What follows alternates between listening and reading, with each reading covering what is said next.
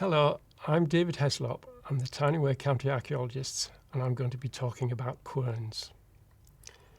Now, the earliest humans crushed cereal grain using a large flat base stone and a hand-sized grinder.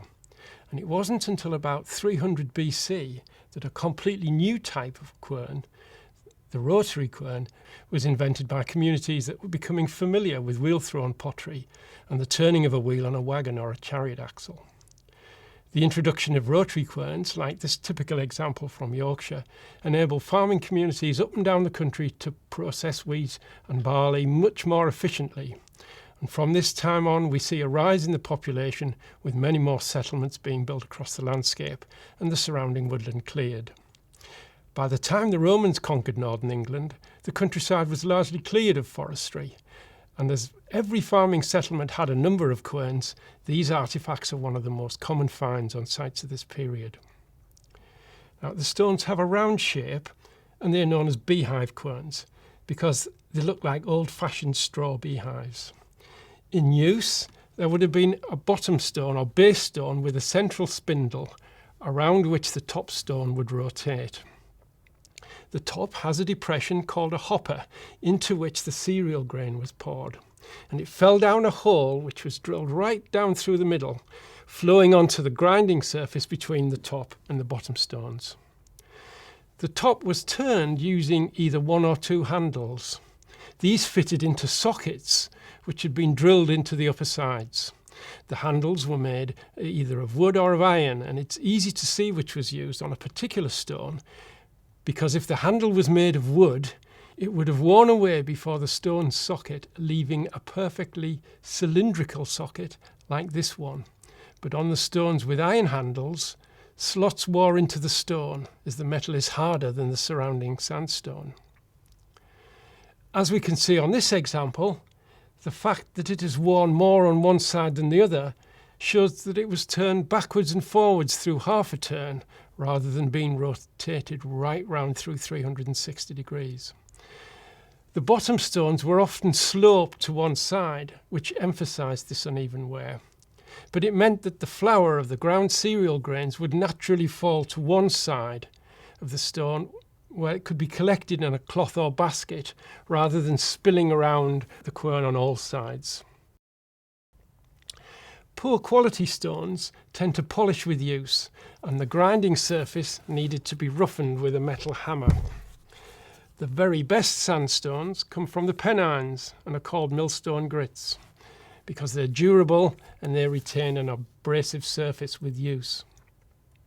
Modern experiments have shown the beehive quern could mill about 4 kilograms of flour an hour, which is over 4 times as much as a flat quern and grinder. And because the weight of the rotary quern exerts a downward force on the grinding surface, helping to crush the grain open, whereas the crushing action for the saddle quern has to be provided by the user, the rotary quern takes much less effort and so can be used for longer without tiring the user. The development of the rotary quern has been regarded as one of the most significant inventions of early history. In Britain, beehive querns were in use for about 4 centuries before they were gradually replaced by disc querns, which were introduced by the Romans.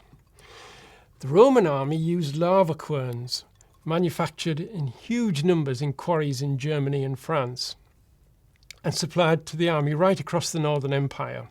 The stones were abrasive, like millstone grit, but were riddled with voids, made by gases escaping through the molten lava and being held in bubbles as the lava cooled.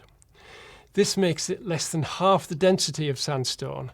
That's very important, as the Roman soldiers had to carry the querns with them when they were marching on campaign. Because they're thinner and lighter than the beehive querns, they have a tendency to break, like this example that we see here. And often they break as a result of being worn through. Now, this example was used by the Germanic auxiliary troops stationed at Newcastle Fort, Pons Aelius, in the 2nd century AD. Each barrack of 10 soldiers would have its own quern for milling the daily ration of corn. Now, the shape of the military lava quern was soon copied in local sandstones by the native population. This example is from the civilian settlement outside the gates of the fort at Newcastle, and is made of a rock type from a quarry somewhere in the Tyne Valley.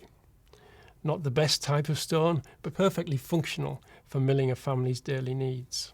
So often disregarded among the more exotic finds from archaeological excavations, querns are now being recognised as a crucial component of the daily subsistence economy. They were traded over hundreds of kilometres and became symbols of family life, perhaps being given as dowries to newly married couples establishing new family groups.